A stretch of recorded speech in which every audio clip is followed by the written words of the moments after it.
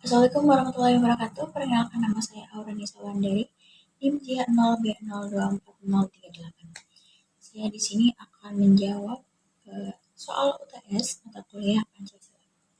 Yang pertama, salah satu nilai Pancasila yang saya implementasikan dalam kehidupan sehari-hari yaitu sila kedua yang berbunyi kemanusiaan yang adil dan beradab.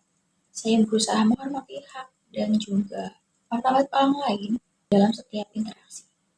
Misalnya, saya tidak segan untuk membantu teman yang kesulitan dalam bidang akademis maupun pribadi. Saya juga tidak mendiskriminasikan seseorang berdasarkan latar belakang agama, suku, ataupun status sosial. Dalam kegiatan sehari-hari, saya juga berusaha bersikap sopan dan menghormati yang lebih tua serta menjaga lingkungan sekitar. Dengan begitu, nilai-nilai kemanusiaan tetap berkembang dalam lingkungan saya. Lalu yang kedua, nilai Pancasila yang paling sering saya implementasikan dalam kegiatan akademis adalah sila keempat, yaitu rakyat yang dipimpin oleh hikmat kebijaksanaan dalam permusyawaratan perwakilan. Dalam kegiatan kampus seperti kerja kelompok, diskusi kelas maupun organisasi, saya berusaha aktif menyampaikan pendapat, tapi juga mendengar pendapat atau pandangan dari teman-teman saya yang lain. Saya percaya bahwa keputusan yang baik dihasilkan dari musyawarah dan kerjasama. Misalnya dalam penentuan pembagian kelompok, saya selalu berdiskusi secara adil agar anggota lain merasa dilibatkan dan juga dihargai kontribusinya. Saya juga terbuka terhadap masukan dan kritik agar suasana belajar tetap sehat dan demokratis.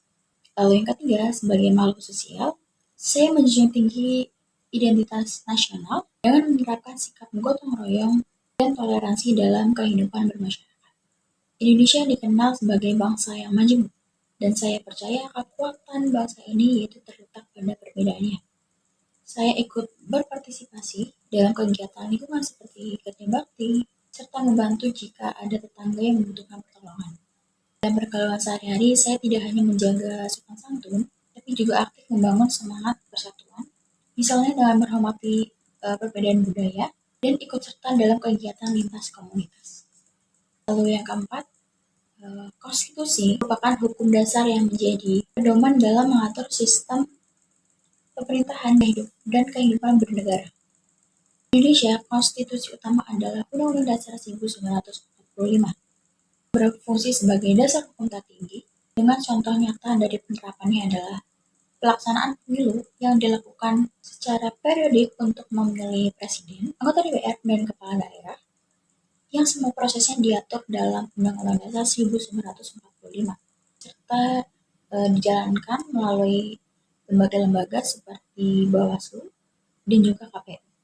Selain itu, keberadaan lembaga Mahkamah Konstitusi juga merupakan contoh penting karena MK berwenang menguji undang-undang terhadap undang-undang dasar dan menyelesaikan sengketa pemilu yang menunjukkan bahwa negara ini menjunjung supremasi konstitusi. Lalu yang kelima, sebagai mahasiswa, saya menyadari bahwa saya memiliki hak untuk mendapatkan pendidikan yang layak, termasuk hak atas akses fasilitas kampus, materi kuliah, dan kesempatan belajar yang sama, serta kesempatan untuk berkembang dalam kegiatan organisasi maupun kegiatan akademik.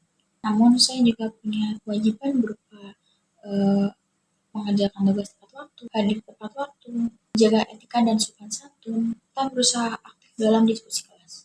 Saya juga memiliki kewajiban untuk menjaga nama baik institusi. Hak dan kewajiban tersebut berjalan beriringan dan harus dijalankan seimbang agar dunia akademik menjadi lingkungan yang sehat dan produktif.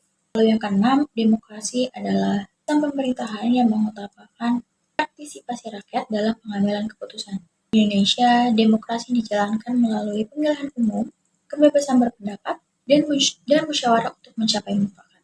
Contoh nyata cara berdemokrasi yang tidak menyalahi aturan adalah ketika saya mengikuti pemilihan untuk ketua organisasi. Saya menggunakan hak suara saya dengan bijak, tidak terpengaruh oleh kampanye negatif, dan tetap menghormati pilihan orang lain. Setelah hasil pemilihan keluar, saya menerima keputusan tersebut dan mendukung ketua terpilih, meskipun mungkin yang terpilih itu bukan pilihan saya. Lalu yang ketujuh, hak asasi manusia adalah hak dasar yang dimiliki oleh setiap orang sejak lahir dan tidak bisa dicabut oleh siapapun. Hak ini meliputi kebebasan hidup, kebebasan berpendapat, hak mendapatkan pendidikan, hak untuk tidak didiskriminasi. Sebagai makhluk sosial, manusia hidup dalam interaksi dengan orang lain, dan disinilah pentingnya keseimbangan antara menuntut hak dan menjalankan kewajiban.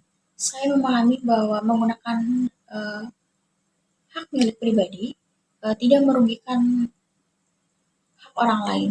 Misalnya, saya punya hak untuk menyuarakan pendapat saya, tetapi saya juga punya kewajiban untuk mendengarkan pendapat orang lain.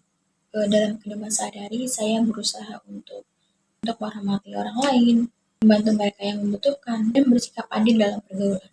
Dengan begitu, saya tidak hanya menuntut hak saya, tetapi juga menjaga keharmonisan sosial dan menjunjung nilai tinggi kemanusiaan. Sekian dari saya, terima kasih. Wassalamualaikum warahmatullahi wabarakatuh.